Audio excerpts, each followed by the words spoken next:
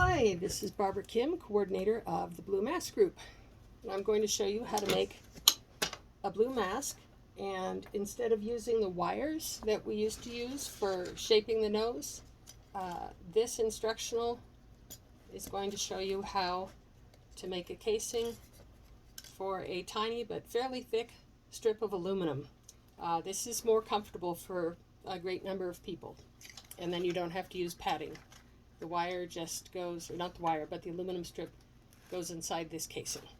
So let me get started. Most of the materials are the same, but in your kit, instead of getting a stack of strips like this, you'll get a stack of strips like this, and you'll get this, which has 25 pieces of aluminum. So the first thing you're going to do is take this. You're going to use the wrong side, and I use a ruler. And I just mark a line,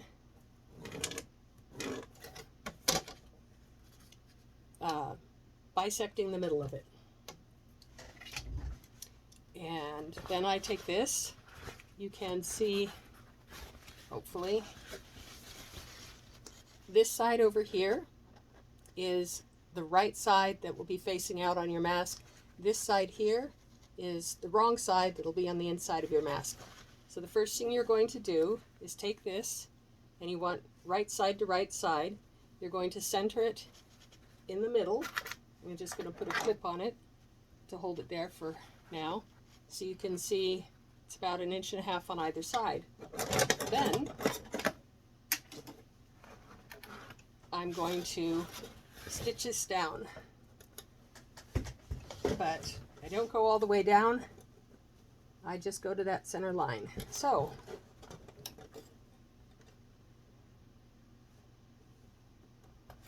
I will start out at the very top, very close to the edge, probably about 1/8 of an inch away. I will stop just before I get to that line I drew. And then I will go all the way across straight. Now my line wasn't perfectly straight, but my sewing is going to be pretty close to being straight. Pull it up.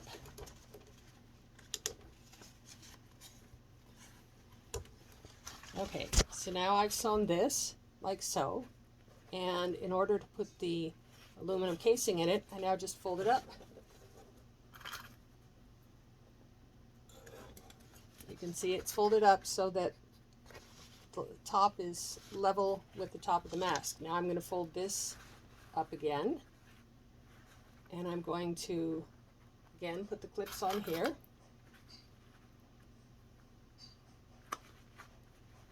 Straighten it out, and I'm going to sew a seam that is 1/4 inch deep.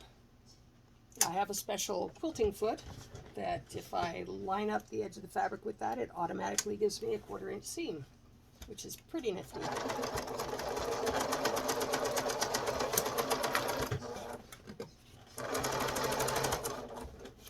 Now, as you probably already know, you cannot use pins to hold this halyard material in place when you're sewing it. You can use, some people use quilting clips like this. Some people use hair clips like that. And I personally prefer the Sally Beauty Supply hair clips. I find these the easiest. Some people also use large plastic coated paper clips. Those work fine. So basically, whatever works for you is good. So now, I'll turn this inside out, and you can see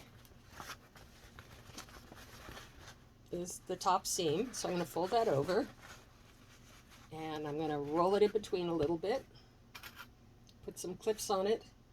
If you've worked with halyard before, you already know that this stuff does not like to hold a crease, which is why we use lots of clips instead of pins. So now hopefully you can see this is where my little piece of aluminum to shape the nose will go inside, like so. And this is sewn down, but again, there's more halyard covering it so that we keep our high filtration rating, which is so important in these days. So the next step in this is to sew down each side, and you're going to sew top to bottom and top to bottom, because otherwise when you start pleating the mask it will distort, and that's just annoying, and it just makes it a lot harder to sew.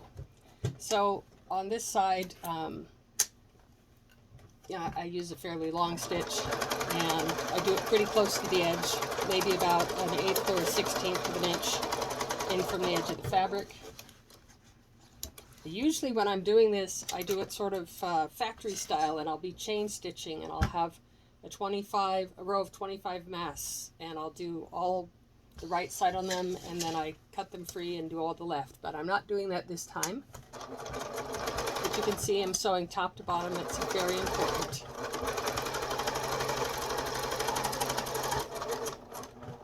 Okay. So now my mask is ready to pleat. So hopefully it's obvious. This thing, this casing for your nose piece, is going to be the inside of your mask. The part you're pleating is the other side. I happen to have a nice 2-inch measure here. From here to here is 2 inches, so that's how I do the first piece. And I hold it down, put my clips in, and then I make the second pleat.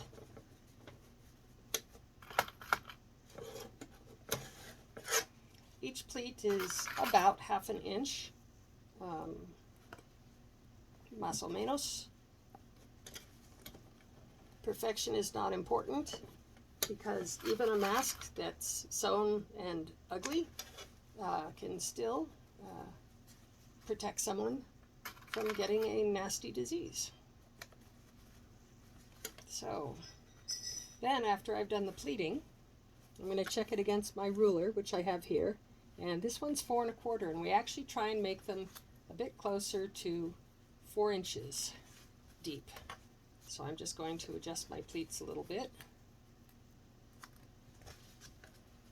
And now it's 3 3/4. So I'm going to stretch it back out on that side and see how it goes. This side is still 4 1/4, so I'm going to adjust it again, like so, and like so.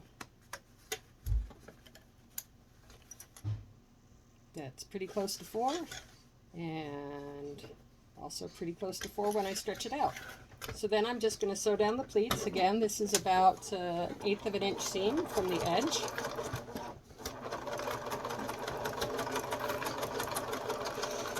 And again, normally when I'm making a lot of these, I will do all the pleating at once and then sew down all the pleats on one side at the same time. Again, here you like to sew the same direction, top to bottom. The way I do that is I fold it over like that. So this actually is an extra way to keep the pleats down. And then I slide out those as I go. Scooch that back in. I will double check, make sure I'm a little over 4 there and a little over 4 there, and that is definitely good enough. So now we have the pleated body of our mask. Next, we're going to take the side casings. We're going to run elastic through these 2 pieces. So right sides to right side. I'm going to take the right side of this and clip it to the outside of the mask, so you can see this is where the nose piece casing goes, so that's the inside of the mask. And then I'm going to fold this over and clip, fold that, and clip. And then I'm going to sew a 1/4 inch in from the outside this time. So forward and backwards, and go all the way through. You'll notice when I backstitch, this is not like regular fabric. Regular woven or even knit fabric holds on to stitches better than the halyard does. So if I was normally back tacking, I'd do 3 or 4 stitches. Here, I do about 15, because otherwise the thread tends to pull out. and that's no good. So now I'm going to put the casing over the other end. And the first time you do this, it'll be difficult, because it sure was for me. But with practice, you'll get good and you'll get fast, and it's actually kind of fun. Okay. So now that I have done that, I'm going to turn that inside out, a little tug on it. Turn this inside out, a little tug, and then I'm going to try and flatten it. And I put it down like this, and I put one clip straight in the middle. And then you can see if I just sewed that down, there might be a little bit here peeking out the edge. So then I kind of take my fingers and I kind of roll it underneath a little bit, put in another clip. And this one too, I don't really want that sticking out. So I roll that underneath a little bit, put in another clip. And I'm going to do the same over here. I am overlapping the back side of this casing about 1/4 inch over the line of stitching.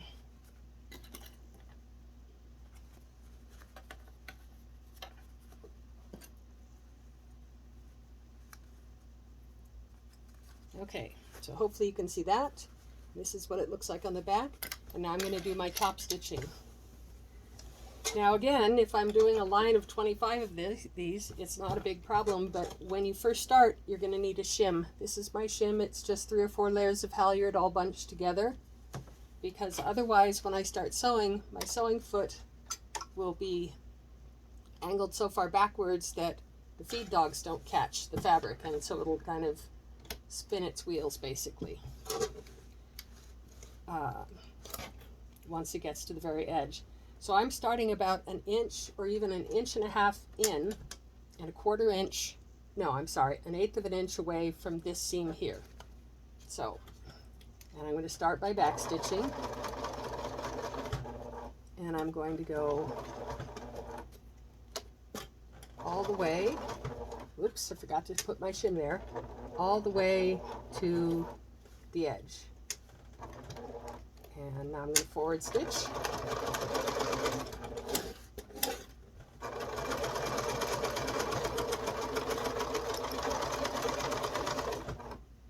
Okay, take that out. I like to trim my threads very, very close, so we don't have a lot of threads sticking out and tickling people.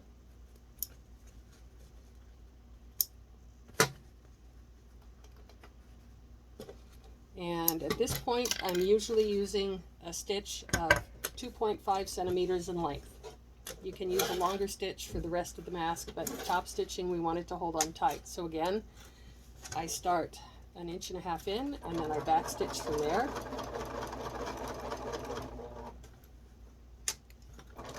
And then I forward stitch.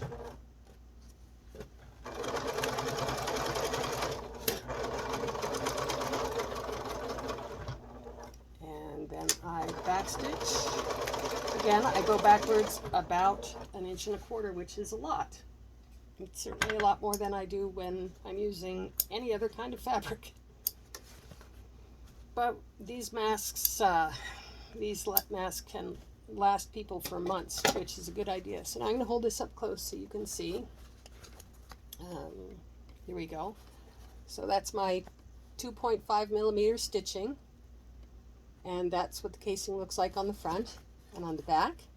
You can see that pretty well. It's about 1/4 inch of a flap, and that's how it's supposed to be. The last thing we do, again, this is the inside. I haven't yet put the aluminum strip in here. Down here we need to do a dart for the chin. So I'm going to pop the mask out like that, and then I fold it in half. And you can see right here, this is closer to 1/8 of an inch, this is closer to 1/4 of an inch, so I don't line up those ends. I line up the stitching line. And then I fold it here, and I'll straighten this bit out. So you can see I have a nice square there, and I'm going to start sewing a dart. Now my dart is going to be 3/4 of an inch tall. So I'll mark it there. And 3/4 of an inch wide. And after a while, you'll find you don't need to mark these at all. But it helps when you're starting. Chin dart makes a big difference because, well, this mask has to fit very snugly. So that's where my dart is going to be. For the darts, you're always going to stop at the top, start stitching at the top. And in this case, again, this is the one seam that has the most stress on it for the entire mask. So I'm going to stitch it a lot more than I would if I was sewing a fabric mask. So I'm going to start up here. And again, my stitch length is 2.5. I've been saying centimeters. My goodness, it's 2.5 millimeters, much tinier. I'm going to go all the way down, and then I'm going to go one stitch off the edge and back stitch. And then I'm going to move it over just a little bit and stitch down and back again, and then all the way down and back again. So hopefully you can see that pretty clearly there. So this is my first line, stitching down and back, and then I angled it a little bit, down and back and down and back, and that way this thing will not come untied. Just to be extra certain, I often take the tails and tie them in a granny knot. You don't have to, but I don't know, it's a good habit. If you don't mind, you have the time, go for it. And then I trim that off pretty close. Now let's see if there's anything else to trim. I think not. So this is your basic mask body. And now we can put the little nose strip in. Sometimes it's got a rough surface, it's a little hard to get in. So I will start putting it in. And sometimes when I get about that far, I can sort of do it as if I was moving elastic through a casing. Sometimes I can't. And that's when, if you've got a pair of hemostats, they can come in handy. And you can reach in and grab it and move it to the center. So now you can see that's about in the center.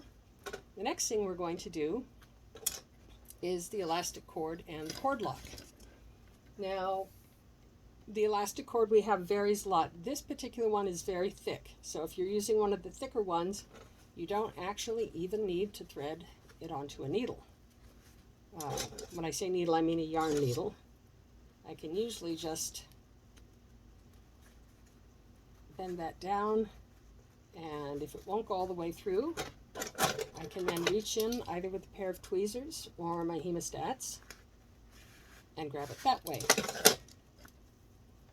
If your kit came with thinner elastic, you might find a yarn needle helpful. So push that in.